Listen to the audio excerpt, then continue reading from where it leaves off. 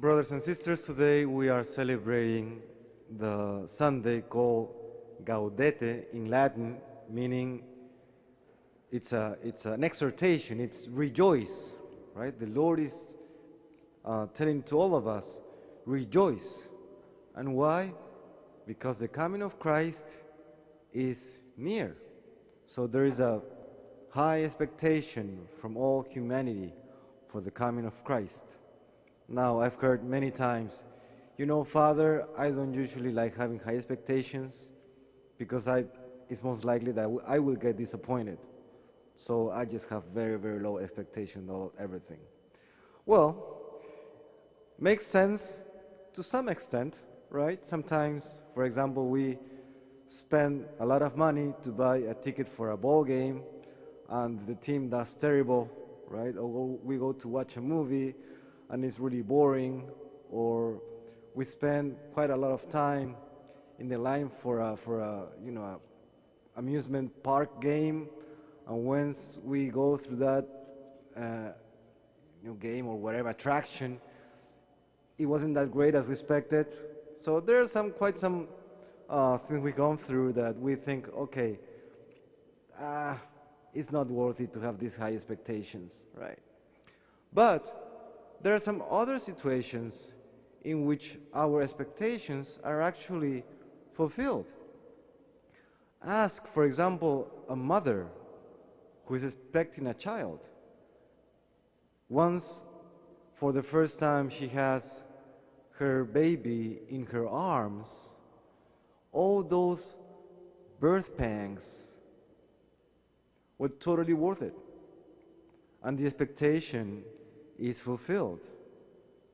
So even when we get disappointed in many human experiences, at the same time we know there are some of them that we can be, at least to some extent, sure that our expectation will be fulfilled. But in the case of Christ, our expectations will always be super exceeded. Christ brings a joy and a peace and a fulfillment that goes beyond what we can ever imagine. Our expectations will always run short. He is the only one who can bring fulfillment to our hearts. So listen today to the first reading. This is the prophet Isaiah. Be strong, fear not. Here is your God. He comes with vindication, with divine recompense. He comes to save you. Then will the eyes of the blind be opened, the ears of the deaf be cleared. Then will the lame leap like a stag. Then the tongue of the mute will sing. He comes to save you. He comes to save us. He comes to save me.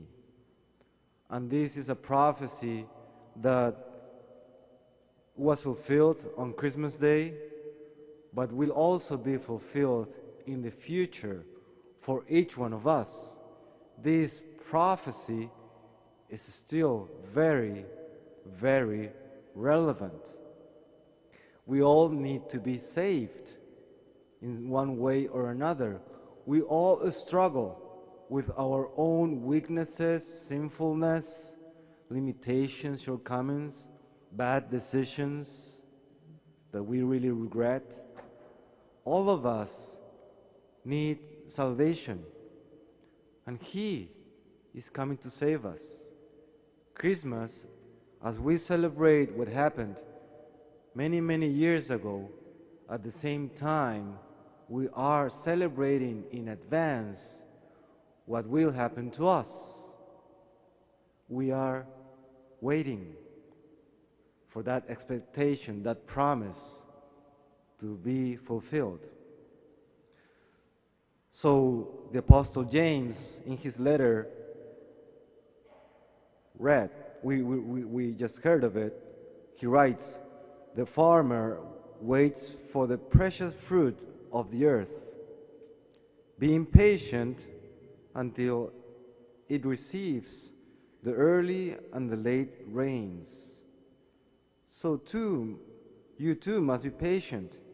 Make your hearts firm, because the coming of the Lord is at hand. And then he gives a very, very concrete piece of advice. Do not complain, which I think is a great resolution for Advent for all of us. Do not complain, because the Lord is at hand. So I want to say something about this.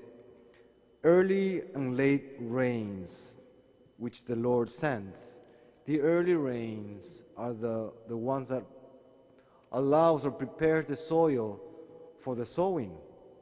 Without those early rains, sowing would not be possible. But those early rains, they don't bear fruit yet. We need to wait. And the late rains, those are the ones who will bring the fruits and will make the harvest fruitful. So sometimes in our lives, we are just on that early rains. We are in charge of those early rains, especially with those family members or friends who we are trying to evangelize, but sometimes it seems fruitless. Well, we could be those early rains that are making the sowing of the Word of God possible. God will bring the late rains whenever He sees it's better. So we need to wait. Be trusting in God's timing. His timing is perfect. And I also would like to add that James says the coming of the Lord is at hand. So we need to be patient. To be honest, I'm sometimes getting patient because I would like Him to be already here. God, fix this mess, right? Lord, help us to fix this messy world and my messy life. Give me a hand here. God's timing is perfect. And if we think about it, the past is gone. The past is already gone. Time flies.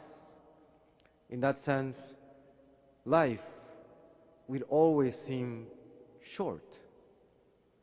So we have quite a few young people here among us. Well, you know, look around all the gray-haired heads or lacking of hair heads. They used to be young. They used to be young, believe it or not. And if you ask any of them, life has been too short. It's always like that. It is always like that.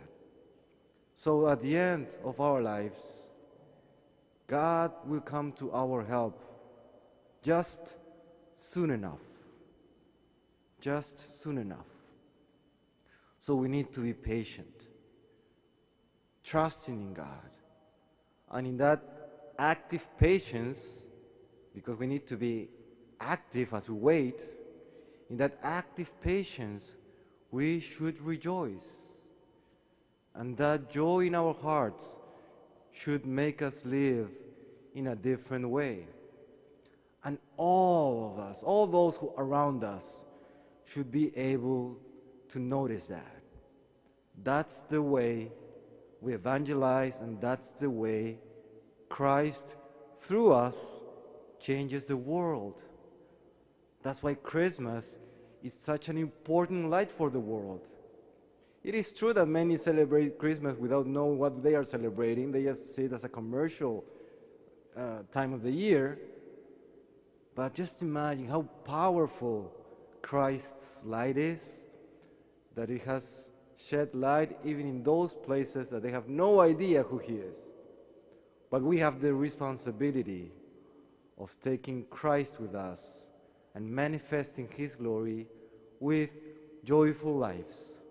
So brothers and sisters, as we celebrate or prepare to celebrate Christmas, let us bring that joy to the world.